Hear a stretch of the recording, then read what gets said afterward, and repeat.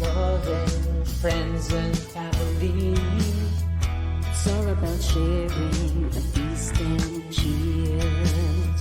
It's always been happy cause the children are dear. It's all about peace every time of the year. If only I could see your face again, not behind the screen at the other end. If only we could party, kick back your boots, just let me. Wishing Christmas time, everything's together. It's all about the family. It's all about TNC. What? It's all about the family. Don't fret, don't sweat. You know what it is, cause you know, and I know we'll be together We're again. going together to be together. It's Christmas time once again, and you know how we'll begin. Spread love and receive blessings from above. If only I could see your face again, not behind the screen at the other end. If only we could party, kick back your boots, just let me. Wishing Christmas time we'd be together again. Wishing Christmas time we'll be together again.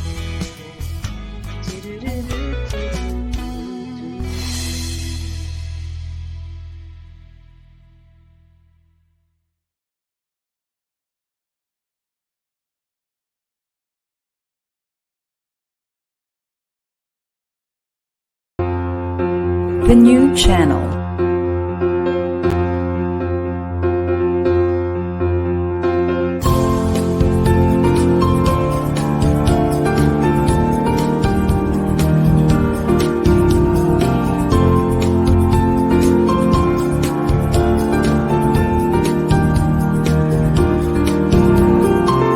The new channel.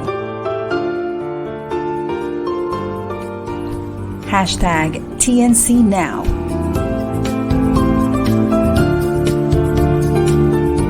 The views, opinions, and insights expressed in the following shows are those of the host, producers, guests, and viewers.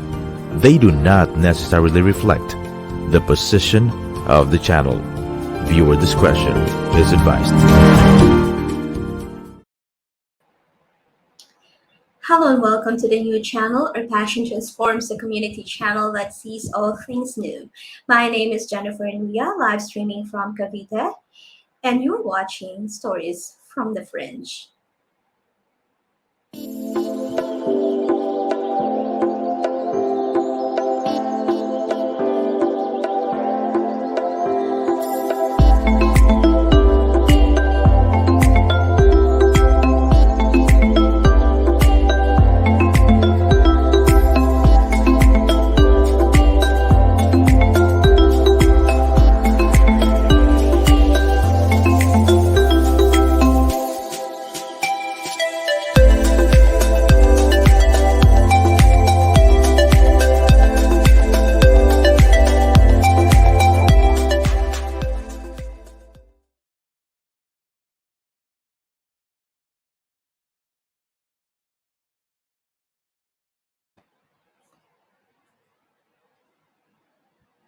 For those who are tuning in for the first time, Stories from the Fringe aims to push for more diversity, equity, inclusion, and belonging. We are committed to creating a world where individual differences like gender, class, ability, among others, are not only seen and understood, but also celebrated. For those who are tuning in, thank you so much for choosing to spend your Thursday morning with us. And in order to fully engage with our guest today, we encourage you to turn off all distractions, prepare to take notes, mental win, and just be fully focused with our guest today. Today, I'm so happy that a friend of mine, Anthony Philip Robles, is dropping in on the show and sharing his background and experience. And Anthony Philip, more commonly called by close friends and colleagues, is Anfield. Hi, Anfield. Welcome to the show. Hello, great morning to you, Miss Jen, and to everyone. Great morning. All right. So, Anphil, can you please share a brief background about yourself and the work that you do? Okay, so again, I'm Anthony Robles. So as Ma'am Jen said, I'm fondly called as Anphil. I've been doing training, teaching, advocacy for more 20 to 25 years already. So it's really my calling and passion. I love doing Mm, it. And the great thing mm, is, it's also something that it's also my work at the same time. And for Awesome. 25 years, I've been raising leaders and also doing many advocacy and outreach activities. Mm. Anphil is also a graduate of the Philippine Normal University, and he has Masteral Units in Sociology. Is that correct, Anphil? Yes, madam. That's right. Mm. All right. So, now, we mentioned about training, right? So you've been in training for the last 25 years and still training, right? But have you Yes. always been in training in the corporate, or have you experienced teaching in the academy? Actually, I experienced both, but most for many years I've been in the academe. I experienced Mm-hmm. teaching from preschool to college and also being a principal of three schools. On the Mm-hmm. corporate side, I also provided training, Mm-hmm. mostly team building and other corporate trainings. But Mm-hmm. my forte and my priority is mostly on the academe as Mm-hmm. part of our strategy in our advocacy. All right. So we say that mindset and culture of training begins at home. Would you like to expound on this? Yes, I believe that before we train the skills and the character or the attitude, it always begin with the person's way of thinking. Because Mm-hmm. unless, even if we incentivize, even if we have a grand training, we have entertaining speakers, but at the end of the day, if we're not able to really address the thought pattern of the participants or the person, then after the seminar or after the event has gone, the person will go back to their own, will revert not to their old thinking and old patterns of behavior. So Mm-hmm. that's why mind setting, and also, Ma'am Jen, not only mind setting but as well as the training of motives is also very important. So those two things are our priority here at First Services. Wonderful. Now, for me, I agree with you that mindset and culture begins at home because for Filipino households, we have always been told since we are young or since we were young that education is your only treasure that cannot be stolen from you. And parents, even if they are poor, right? They do their best to give their children the training, the education that they need. Yes. Uh, now, for personally speaking, that's what also my father always reminded us that to always take education seriously. And I believe that if parents are very supportive with the education of their children, that spills over to Yes. other areas, yeah, of the child's life, and he will continue to have that motivation, that mindset Yes. when he That's right. goes to the school and into the workforce. Yes, I agree, ma'am. But however, Ma'am Jen, I just like to clarify. Um, yes, many there are many parents. No, we share the same kind of parent who raise us, putting premium on education. However, I noticed that many parents, though they put premium on education, but the emphasis is not really on learning, but the emphasis Mm-hmm. is more on the practical side, which is to get work someday, right? I think you're, Mm-hmm. you're familiar with that. Yes. Mag-aral ka, study so that someday you'll have a good work. And again, Mm-hmm. there's nothing wrong with that, but I believe we're missing out the point, which is really about having a learning attitude. So Mm-hmm. I that's one thing that we have to clarify, that it's not just about the grades or just to get the work, but studying is really about learning, Mm-hmm. having an attitude of learning, and of course an open mind to learn. Mm-hmm. That's a good point that you raised there. while it's ideal that we should love learning for learning's sake, however, I think that that mindset is coming from the mindset of survival, right? Like Yes, if we did not come from a rich family and we cannot afford to just learn because we want to be a painter or we want to focus on our hobbies. We have to learn practical skills so that we can support the family. And if you are in yes, a big family and you are the eldest, usually it's an unwritten rule or an expectation, an unsaid expectation that you would help with the schooling of those who follow after you, of your younger siblings. So I think that's right. that's one main reason why parents are saying, okay, so get something, a course that will generate income. You cannot afford to take like gender studies. You cannot afford to take painting because just because you love painting because there's no money in it. Yes, that's right. All right. But so but my question is, you have been a principal in several schools, in three schools at least, from preschool, and you also taught from preschool to college. College. Yes.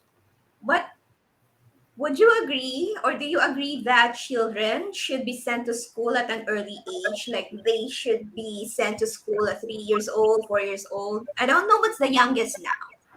I think they I think even have nursery. the youngest now is 3 years old, and based on my All experience, right. for nursery, for kindergarten, preschool. Um, Mm-hmm. on my end, with regards to that question, it depends on the curriculum. Okay, there are schools lately. We have plenty of preschools who have a progressive curriculum. Their curriculum is more. It's not the usual type of curriculum that we have in the Mm-hmm. grades in the dep ed. Okay, so they are allowed, of course, by dep ed to do that. So I'll give you an example. There are preschool that they're not really focused on the academic side, but more on the experiential. For example, Mm-hmm. they ask the students to clean, just like in a home, just like at home, as a home setting. There are others who have the setting is, of course, depending on the venue. They have the a backyard, so it's more of free flow, not rigid, not structured. So on that Mm-hmm. sense, I believe it's a good thing to expose your children at that age, because one at that age, one important thing to develop is the social development of the children, as we have Mm-hmm. realized during the pandemic, right? However, if we will focus on the usual type of focus on the content, focus on the curriculum, the rigid one that we usually have, then I guess for a 3 years old, it's not good to have that kind of experience. That's only my opinion, Ma'am Jenna, based on how I see it from handling school, teaching preschool, at the same time from comparing it also to other, whether public Mm-hmm. or private, and from preschool to college. So I saw the patterns, the strengths and the weaknesses. So I think that's the thing that we have to address, because learners are natural. Young people are natural learners. Okay, they Mm-hmm. are natural learners. However, we also have to consider their sense of maturity, and of course, again, Mm-hmm. we focus on the social development. So let's not emphasize on the rigid and the academic content part. That's my take on that. Okay, and thank you for sharing that because my daughter, she did not undergo nursery, kinder, and she went straight to grade one. Well, maybe because for purely selfish reasons, you know, because I don't want anybody else to have a more authoritative perhaps I want to be the major authority figure on my daughter's life, right? Yes, And for example, yes, you mentioned about cleaning, experiential learning, how to, let's say, how to tie your shoelaces, how to yes, clean the house, how to sweep the floor. In the house, right? Even in the olden days, the mothers themselves, they do this, they train their children. So for me, I would love to be the one to teach my child these things. And I didn't want my child to grow up like she would be she would she would believe more the authority figures outside the home rather than me. So, for example, I know some children, for example, they have an assignment, and the assignment is how the parents answer the assignment is different from how the teachers answer the assignment or how it was explained. All right, but the solutions are the same. So the child would almost always say, "Oh, you're wrong, mom," because that's not how teacher said it, or that's not That's how teacher right. explained. So perhaps I'm selfish in that sense that I don't want my daughter to tell me, "Mom, you are wrong because my teacher is more intelligent than you." Or maybe it's my ego. I don't know. But I always tell my daughter, ha, listen to authority figures, all right? But don't always believe them 100% because you have been given by God your brain, use it, all right? So you can always validate, you can always check. Because even myself, I always tell her, uh, I'm your mother, but I am not always 100%, I'm not 100% correct each and every Correct. time. So you can always, children, they're like sponges. They absorb information from the internet, from their friends, and what I might know is no longer relevant, it's no longer updated, right? So sometimes she can be updated, more updated than I am. So I always tell her, listen to authority figures, but always take their words with a grain of salt.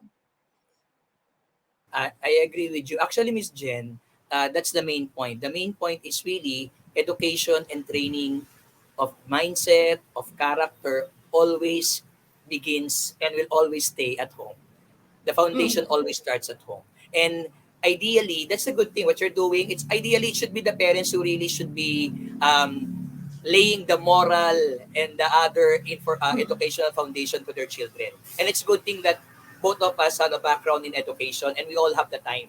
But Mm. unfortunately, Ms. Jen, of course, with due respect to other parents, they don't have the time to do Mm. that to their children. At the same time, even if they have time, some parents, with due respect to them, they don't have background in education, which is somehow vital in a way, in a way. Mm. But again, just to clarify, even if we don't have a formal background in education, of Mm. course, any parent can lay the basic foundation of learning and moral foundation to their children. That's the ideal thing, actually, Miss Jen. As long as whether it's a school setup, early, you enroll your child at an early age or a later age, or it's the parents who's really hands on, or the school.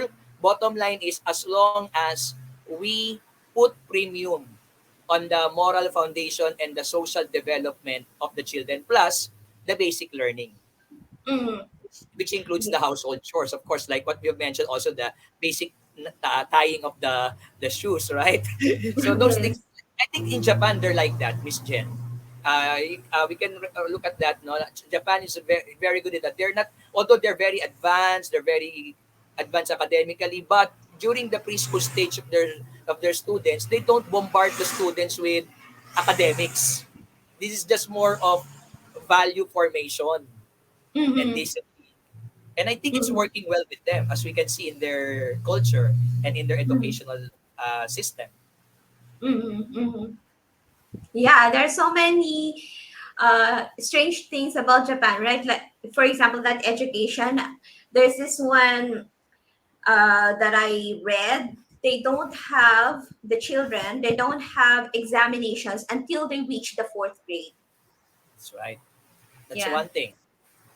But here in the Philippines, when you start grade one, you already Grade have a one. lot, a battery of this. Yes. And Miss Jen, just to add, I noticed this, Miss Jen. Um, when during the preschool up to, let's say, grade three, Mm. students are really we call it organic learner or natural learner. They really Mm. love asking questions. Sobrang in Filipino, sobrang bibo. They have Mm. all the energy. But if you look at it, if you look at the pattern, once they reach mid level of grade school, most likely grade 4, that's the time that the students begin to feel pressure. Before, there's Mm. no sense of grade. I haven't experienced young people preschool who are grade conscious, right? Have you seen a preschool grade 1 or grade? I mean, no, I can seldom do you imagine. see. Yeah, you can imagine, right? But when you reach when they reach around grade 3 latter part of, or especially grade 4, this is one thing I noticed. During the intermediate, that's the time they have a shift of mindset. And one factor for that is again the parents, because the parents keeps on saying that you have to get high grades. And again, Mm-hmm. it's there's nothing wrong with that, but there are times that I notice it's not just about the children learning anymore. It's about the reputation of the parent.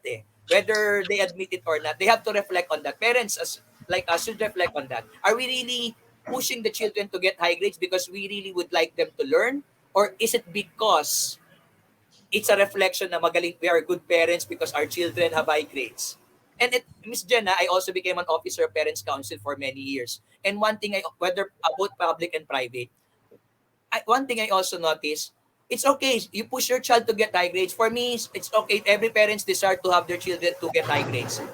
However, do you understand what learning is all about? Because you push your children to get high grades, but there are parents who are the ones doing the assignment, especially in Yeah, the primary I school. hear I have you. experienced that. The handwriting from many times, even at grade 4, grade 3, grade 2, the handwriting parents writing. And when you ask the child about that assignment, they don't know what is it all about. But it's written in such an eloquent manner, in a such a reasonable manner, right? Mm-hmm. Another thing, in the higher level, high school, junior high, senior high, parents are fond of course, again, it's normal to be happy when your children get high grades. But the question is, are parents aware that the children or their child get the competency for that age level or grade level? Mm-hmm. And I think that's very important, because even if, I saw many students who got 94 right now, Miss Jen. Honestly, parang in Filipino pamigay na yung mga grades ngayon unlike during our time, you really have to work hard to get the honor and the Yes, grades. right you're gonna now cry. right now, even without a sense of excellence and a high sense of attitude, of learning attitude, many young people get high grades. And again, it's because of the school. That's partly because of the education system. But then again, as a parent, do you see your child developing such competency? Like I gave an example, oral communication. I've seen many young students, I'm handling many students, mentoring them, getting 94, 98, 99 as early as Wow, first quarter, second quarter in wow. English, in oral communication. But with due respect to these children, even the basic skills of communicating, I'm not talking about the grammar, I'm talking about the way they communicate, it's not there. And yet that child get 94. And of course, no parent will deny the grade, right? I mean, it's a happy thing. But as a parent, you should also be, to all parents out there listening, you should also be aware that Mm-hmm. all these documents are available. We can check the MELC, not the milk, from the DepEd page or site in the internet. All the competencies are there. Check if your children are getting that competency. Because whether they get 94 or not, the bottom line is, were they able to achieve the desired competency? And did they develop a hunger and thirst for learning as they progress? Mm-hmm. Mm-hmm.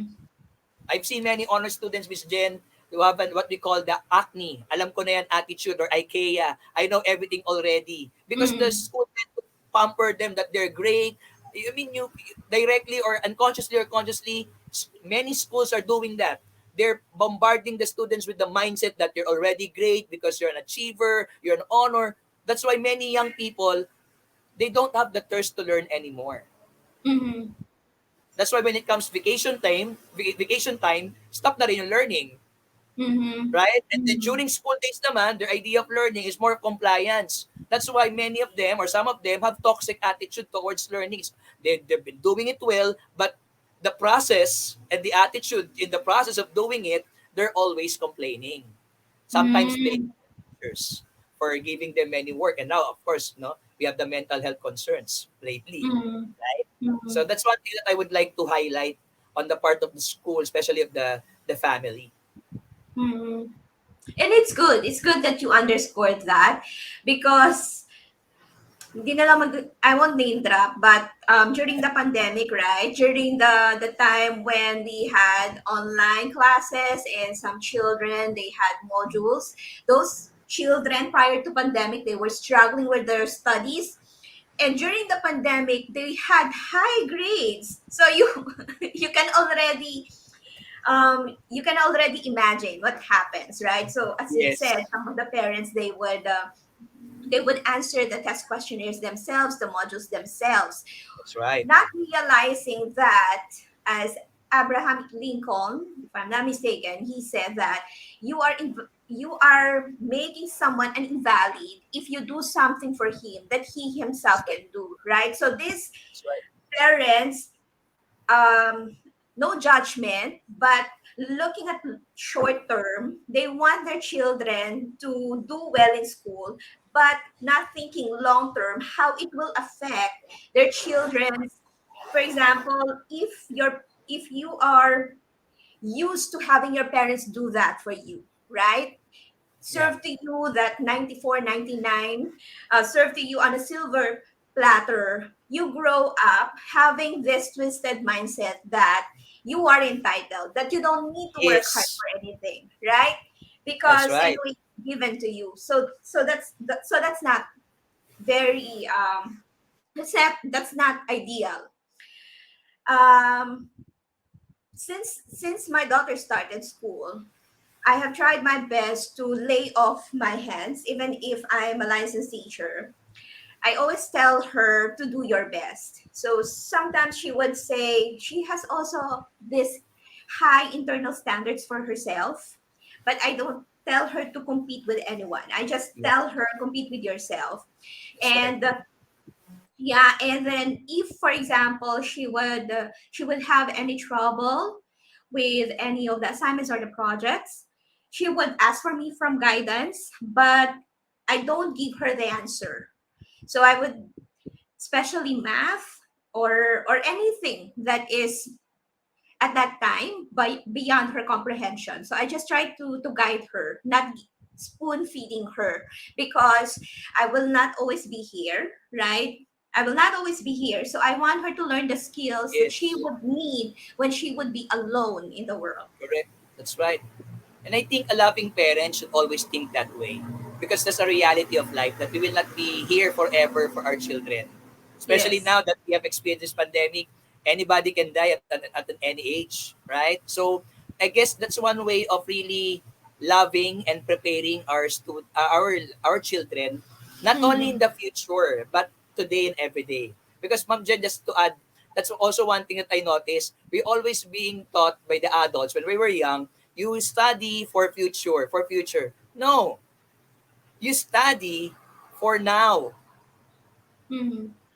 That whatever we learn today, we should apply now. Because if we Mm-hmm. always think of what we study today in schools is only for future purposes, then we are missing the point of learning, which is to make what we learn relevant every day. Mm-hmm. Especially if you're Mm-hmm. enrolled in a private school, you're paying high tuition fee, and yet all that you learn for many assignments that you're doing, performance tasks, and then at the end of the day, after submitting all of these things, the value of those things will happen 20 years, 10 years, 5 years from now. I think that's very illogical and impractical, right? Whatever we learn should be applied right at the moment. Mm-hmm. Not maybe not 100%, but to most of it, Mm-hmm. right?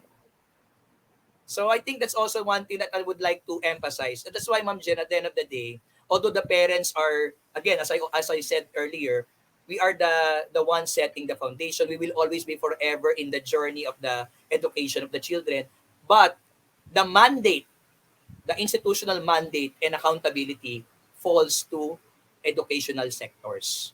Because Mm-hmm. if you look at it, the moment our children study, let's say 3 years old, 5 years old, until college, we have senior high, Yes. imagine for most of their years, they've been spending their time with school. As you have mentioned, there will come a time really, especially in the grade school, that the new authority will not be the parent, right? No. The new friend, the new authority will really be the educator. And again, I have nothing against that. But the point here is that goes to show that the accountability Mm-hmm. that each school should have. in taking care of our children. Mm-hmm. Okay? Because most parents, as much as they would like to give their best of teaching their children, they don't have educational background.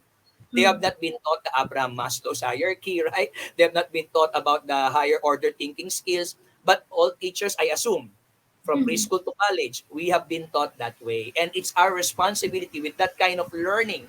It's our responsibility to develop that to the students who have been entrusted to us. And Mm-hmm. I hope, I hope and pray. But I sorry, Miss Jenna, but honestly, for many years that I've been teaching and training, I believe many schools are not able to do that. Teachers and system. I can say that. How Boldly. unfortunate. Yeah, I agree with I that's one thing I observe. Again, I may be wrong. That's why for the school administrators who are listening right now, I think it's a high time for us to, rather than focusing on magaling yung school namin, we have a good school, perhaps we can also do some reflections. Mm-hmm. It's good thing that as we achieve, we also continuously humble ourselves and reflect. Mm-hmm. And I think that's the thing missing to many universities, especially the renowned universities. I believe they lack the reflection. They have to reflect. Mm-hmm. Mm-hmm. If we're really producing the students that we are marketing, branding, or Mm-hmm. on the surface level, these are our on the tarpaulin. Is this really the students we're really producing behind the scenes on an everyday Mm-hmm. basis? I think that's Mm-hmm. one good reflection point to all trainers, at the same time, especially schools. Mm-hmm. That's food for thought. Thank you for raising that, Anfield. All right, so we will go for a short break, and when we Yes, come back, we will continue our conversation, and this time about training in the corporate, the yes. crucial role of human resources department. So coming from the academy, we go to the corporate and the trainer in the training program and the leader's role in the structure and system of training. So those are the things that we'll discuss when we come back. Please stay tuned, dear viewers.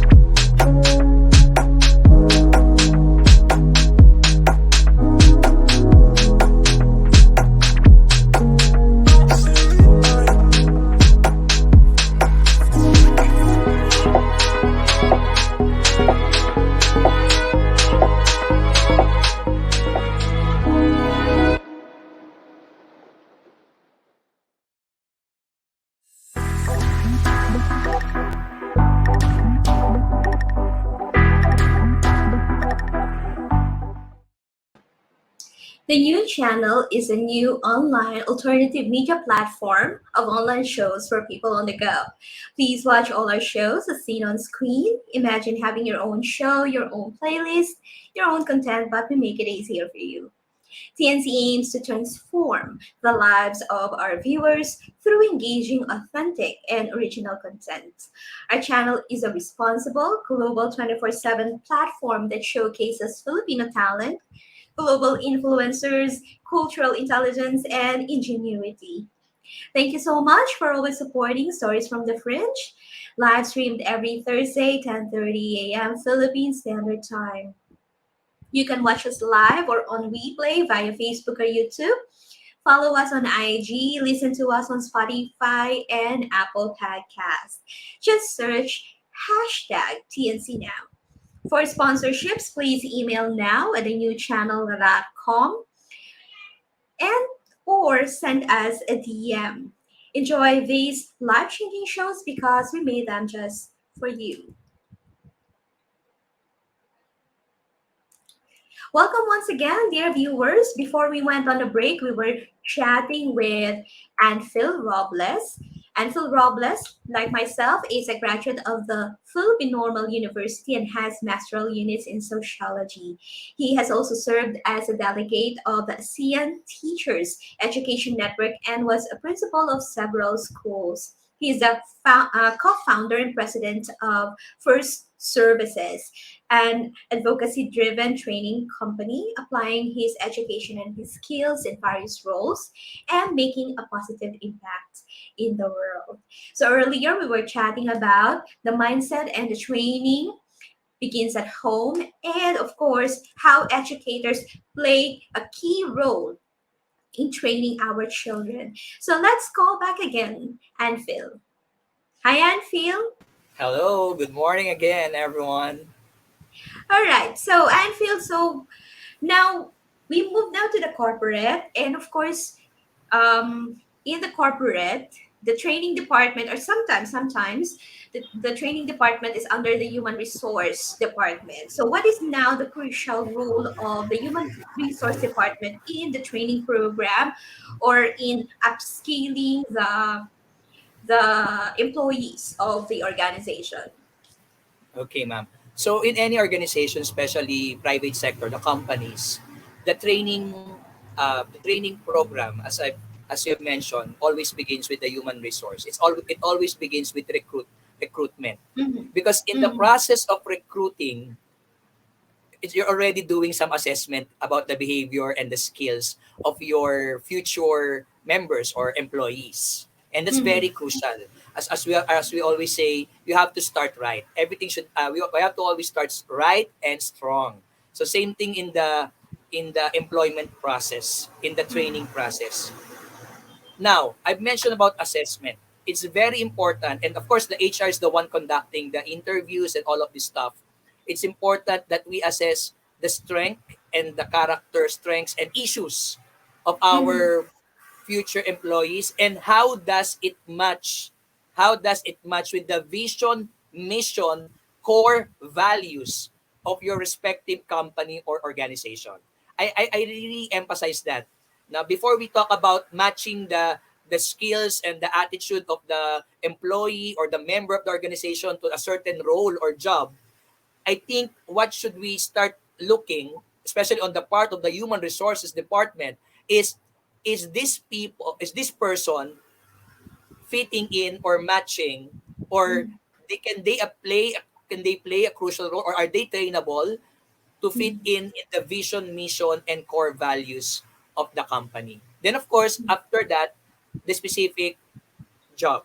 Because Ma'am Jem, there are I have witnessed this when I'm training companies. At the same time, as an employee, sometimes this is the strength of the employee, and yet he or she will be hired at a different job or role which is not his or her strength.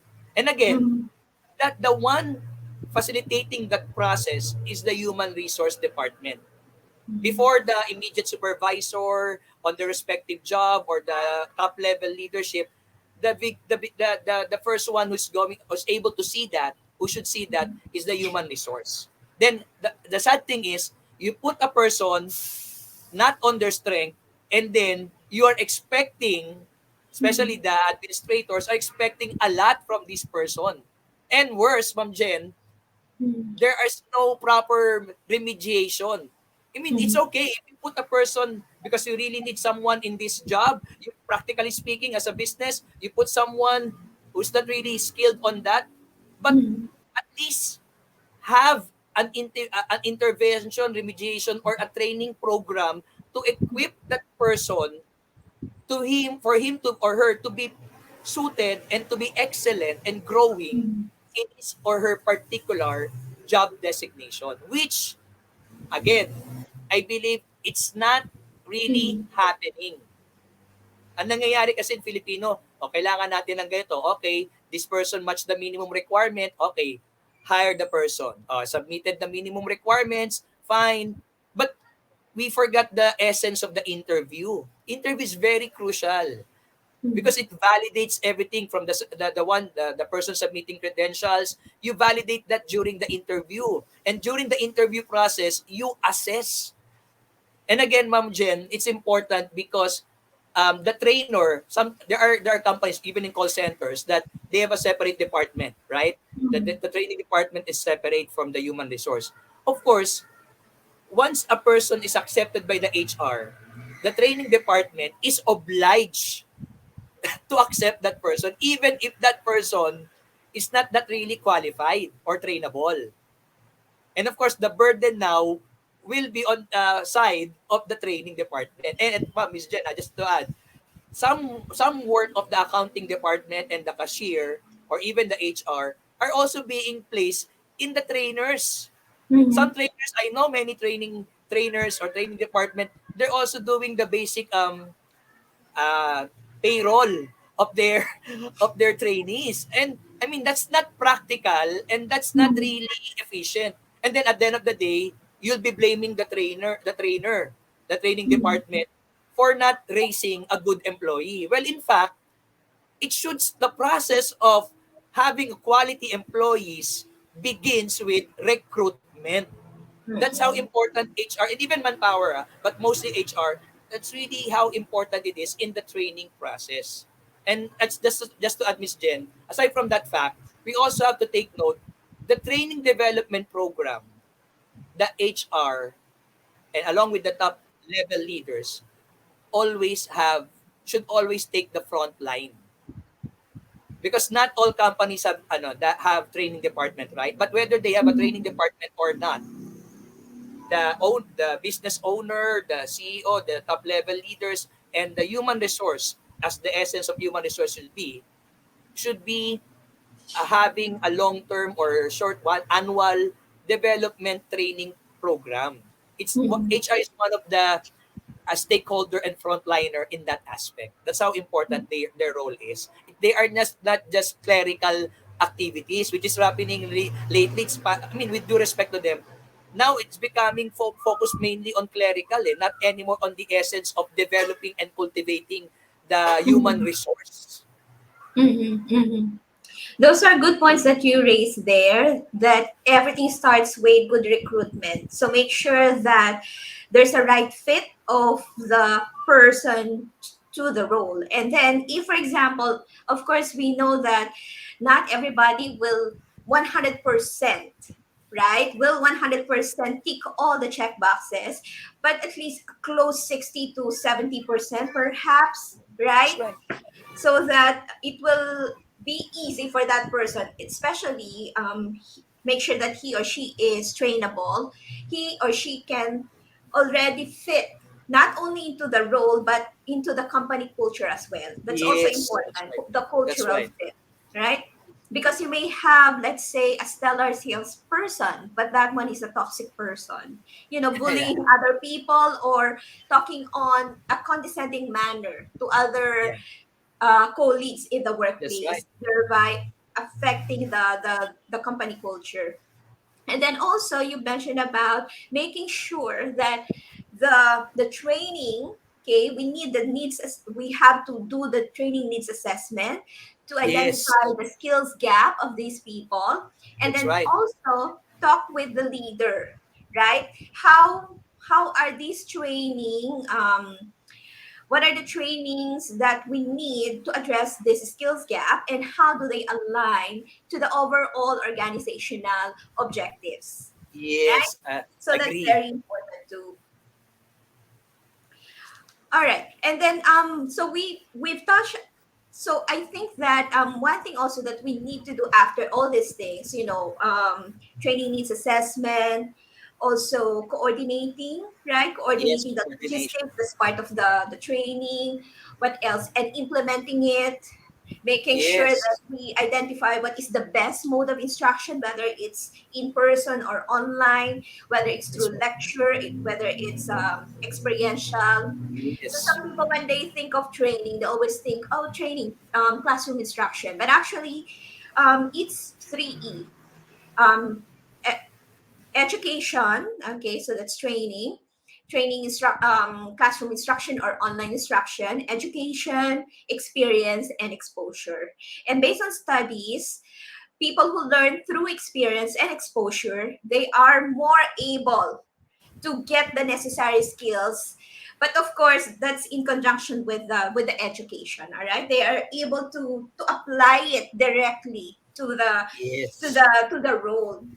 As you mentioned earlier, make sure that the learning is relevant, right? correct, correct. Okay, so now with let's go now to the role of the leaders in the training system. How can they work hand in hand with the human resource department? Okay, Miss Jen, before I go in, I plunge into that question. Can I just insert the trainer? Because we also Sure. have Yes, please. to emphasize the role of the trainer, the speaker, the facilitator. Mm, One thing that I would like to highlight is, again, the higher order, the Bloom's taxonomy of knowledge is not only applicable for teachers. Okay, as no. long as you are, you're having a youth formation, formation of the mind, training of skills and character, whether soft or hard skills, it's important that the trainer, the speaker, is aware of the higher order thinking skill. That's a Mm, universal thing. That's something natural in the mental processes of every individual. On my experience, Ma'am Jen, I have met many good speakers, good trainers, but they are not really aware of this. Okay? oh. Yes, they are not aware of the Bloom's taxonomy, or maybe they acknowledge it, but in terms of conducting the training, whether it's recollection, team building, seminars, or any trainings, they are not really properly crafting the program and processing the implementation with big consideration to the higher order thinking skills. Okay, and again, I can prove that. No, I mean, Mm, mhm. but again, I may be wrong as well. So this is a good point of reflection for all the trainers and company leaders and even the schools who are listening. The next thing that I would like to Mm. somehow correct is that the showbiz mentality, the entertainment mindset that we are, aside from the academic fragmentized mindset, we also have the entertainment mindset, especially on the field of team building facilitators, training, that Mhm. that we base the value of the program or the seminar or the activity, we base it on the people's responses alone. And again, I'm not Yeah. saying na it doesn't have a value. Of course, we have to consider the opinions of the client during our evaluation. However, Mhm. that's not the main thing. The main thing is, are we able to meet the objectives of the Mm-hmm. short-term and long-term training activity or program? Whether Mm-hmm. the client are pleased or not.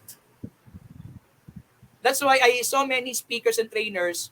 It's just about making impressions. With due respect to them, I'm not saying all of them are like that, but I have seen some of them are on the mainstream. It's just about entertaining the crowd, projecting a good image, even kalkulado yung ilang minuto lang. Let's say 10 minutes lang lagi. Kasi there's a principle that you have to observe. And I know that. But the question is, are we really motivating and inspiring our participants? And how do Mm-hmm. we know that, Miss Jen, and to the rest who are listening? We know that when we add value, when we become a catalyst, and at the same time when we replicate. Because even if people says, Anthony, you're so great, or even let's say for example, people are praising you, at the end of the day, if they don't apply what I Yes. said or what I taught them, then with all honesty and humility, I can say that I am not that good, even Mm-hmm. if all praises have been given to me. And then we have Mm-hmm. this, sometimes Miss Jenna, just also clarify, take this opportunity. Being touched or having a goosebumps is different from being inspired and motivated. What's Mm-hmm. the big difference, Anthony? The big difference is when you talk, and you can check this at any dictionary, when you talk about inspiration and motivation, it always produces action, growth, and change. That's the difference from goosebumps and just being touched. Oh, I'm touched by the message. I cried. Oh, I'm so happy. Anthony's so great. I was entertained. But at the end of the day, was there an aha moment which Mm-hmm. causes you to have even a simple growth in your mindset? Mm-hmm. If True. doesn't take place, then, I mean, that's an accountability on the part of the speaker, but of course, it's also the responsibility of the Mm-hmm. participant and the listener.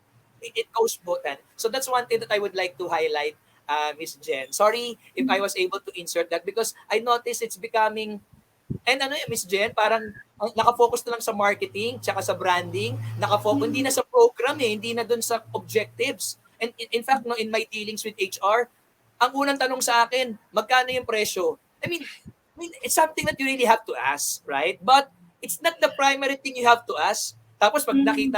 nakita yung price na medyo, reasonable, let's say reasonable. Mm-hmm. But Mm-hmm. again, because the human resource department or the one organizing is not also does not also have the proper mindset and awareness, what happened? Even if you have a good program, they will decline you. They go Mm-hmm. to the lowest bidder, especially in team Mm-hmm. building. There are many people, their idea of team building is not really team building, but team recreation and outing.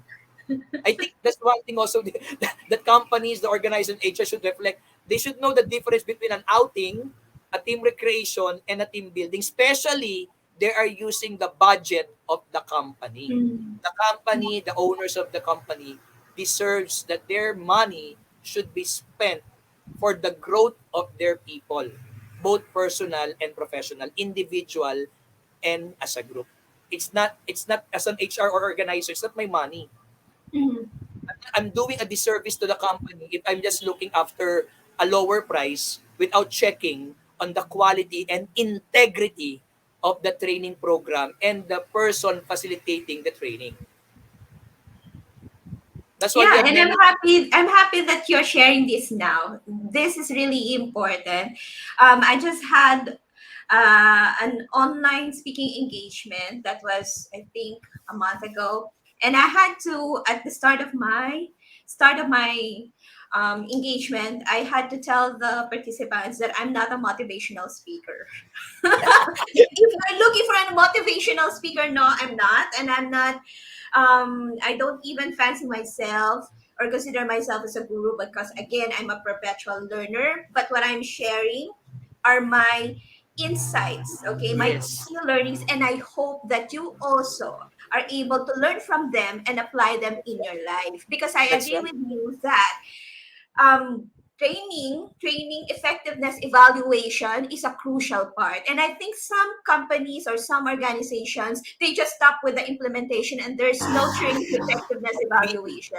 So yes, we have to do that, in order to, as again you said, we invest money, and not only money but the time. And when we say one time, for example, it's only a 1 hour training. No, it's 1 hour training and multiply that to the number of people in that training. So that's the Yes. number of, yeah, manpower hours invested in that training. So when we do that, when we have that mindset, we will be more careful, we will be more mindful of how we choose our training facilitators. And again, yes, not only about entertainment. I hear you. I have been in some training facilitation seminars, like they call them. Of course, I'm not saying this is all right, because there are some very good facilitators out there. But some people, they just jump on the bandwagon and they say, "Oh, it's edutainment." No, I don't want to be entertained. I want to learn, right? And hopefully, when I come out of Yes. the seminar hall, I'll be able to immediately apply this in my work or in my family life, whatever sphere is important to me. And yeah, so training effectiveness evaluation. And you also mentioned about the Bloom's taxonomy. Yes, it's very important because that gives you the structure, right, and of the training facilitation, that you have the end goal. And I'm not sure about educators or facilitators listening to us right now. There's a new revised Bloom's taxonomy. So Yes, in the madam. old Bloom's taxonomy, it ends at evaluating. But now there's Yes. another level, which is creating. And in Yes. creating, you use the diverse elements to build a completely new structure. So it can be Yes. generating, writing, combining, it can be gathering, also designing and producing. So it's not only that you absorb the information, but you should also be able to produce. So for example, in this in my interviews with my guests like yourself, the brilliant guests that I have on the show every Thursday, I try to take down the key insights, analyze them, and then synthesize them That's also. right. That's Yeah, right. synthesize them and finally be able to apply and hopefully create something. Correct. Actually, that's the point. The highest, it's natural. Bloom's taxonomy is not only technical but natural, and the highest form of that a person can achieve, every person, every learner, based on his natural mental process, is creation. And creation is all about making your learning relevant, right? Yes. And not only applying on a personal level or complying, but it's also about producing, about influencing. If you're able to share what you have learned, if you're able to share the learning opportunity, if you're able to create or recreate an activity which you have attended with your Mhm. own originality, and that's an example of creation. And that's basically every teacher and trainer should aspire, so that the participants will not be dependent on us, because we will not be forever Yes. in their lives, right? Yes. So it's something that we have to ensure, and there are what you call um, accountability mechanisms and indicators, both behavioral and technical, to also ensure that. That's why training is not just about doing a program, an activity, making people happy and satisfied, right? Mhm. Like what you have said, it takes a lot of thinking. It takes a lot of time to prepare. And you're not just preparing for the activity per se, but you're also foresighting, right? What would be the next step? Even you without there, how can you ensure that there will be a continuity, or what you call sustainability? Mhm. So I think that's one thing, and I agree with you, ma'am. So we're on the same page, and hopefully Mhm. all trainers, all HR, school admins, company owners, and speakers are Mhm. also on the same page. Yeah. All right. So it's been lovely chatting with you, and Phil. I'm also learning a lot. Now, how can our viewers continue to follow you? Do you have social media channels so that they can learn more about the work that you do? Okay. Ma'am Jen, sorry ulit. Can I just add one more? Okay lang. Yes. Can I add one? Kasi I forgot to address your question earlier about the leader. Just in simple term, everything rises and falls on leadership. Even if you have a good human resource department, even if you have a teachers really teaching well, observing the HOTS, the Abraham Maslow, even if you have trainers who are really committed to the training program, but it is the leader who is casting the vision. It is the leader setting up the structure. It is the leader allotting the budget, the approval of the budget, the logistics. Even if I want a good training, but if the leader, the owner of the school or the company does not want it or does not prioritize it, then somehow I'll be still able to do it, of course, but I will be restrained. No, there will be a lot of challenges and limitations. So that's one thing that I like. So that's how important the leader is. That's why leaders should also attend training. They should know what is being taught to their employees. So that they know, number one, that they should know the quality of the program, right? Because they're paying, especially if they're paying. Second is they should also be on the same wavelength as their employees, because if the employees grow and yet the owner or the boss does not attend, he will still insist their old system, right? Your employees have a new mindset, they have a learning new skills, but still at the end of the day, reality check, it is the boss who has the power and the Yeah. authority, right? So hindi pa rin, I mean, the good thing, the good learnings will not materialize because the owner is not also learning. That's why again, owners of any company, organization, leaders should begin to humble down. And the attitude should be, when they get training, the attitude should be change us, improve us, not please us. So even if you offend me, that's the mindset. It should be the mindset of the owner and the trainer. Sorry, of the owner of the leaders. The mindset should be, whenever you get a trainer or a speaker, the mindset should be, find our blind side, improve it, train us, even if it offend us, as long as it grows us. So yun lang, Ma'am Jen. Sorry for adding that up. It's okay. No, and good thing that you also share that. All right. So how can our viewers stay in touch with you, stay in touch, and learn more about the work that you do? Okay, so the first one is we have an FB page, First Services. Okay, F1RST, may finger, nakaganon yung logo. So you can update us, you can message us there if you want trainings. So we have both business side, the paid trainings, and we also have the advocacy trainings. So let's just discuss about it. So we're open to all, literally all churches, schools, companies, or NGO, government agencies. So feel free. We're also willing to learn from you guys. So we can also have a dialogue. So it's not just about the projects or the seminars. If you want a dialogue, we can learn from each other. Just message us and give us your free time. We also have our YouTube channel, First Services. Just check it. So it's not a mainstream thing. So if you are a person who really would like to learn and to see things on a different angle, unorthodox, not the mainstream in a corrupt society, so you have to take a different take on matters happening around us, then you're the person that the YouTube channel is really fit for you. We also have groups of speakers. Now, Ma'am Jen and I are also in that group, fast, friendly and affordable speakers and trainers. We also have a group of team builder facilitators, team building facilitators, or even team recreation. So team building PH. So it's all here. You can just message me personally or our FB page for all your inquiries, concerns, and suggestions. We're willing to learn and grow from you, from all of you. Yeah, wonderful. Thank you for sharing your knowledge and your background, your skills with us, and Phil. And I really appreciate your passion about training and education. We need more educators. We need more trainers like yourself who are not really into it in the because of the money, but because how you understand that education and training can help catalyze the necessary changes, not only in the education sector, but in the society as a whole. So I hope that your tribe increase.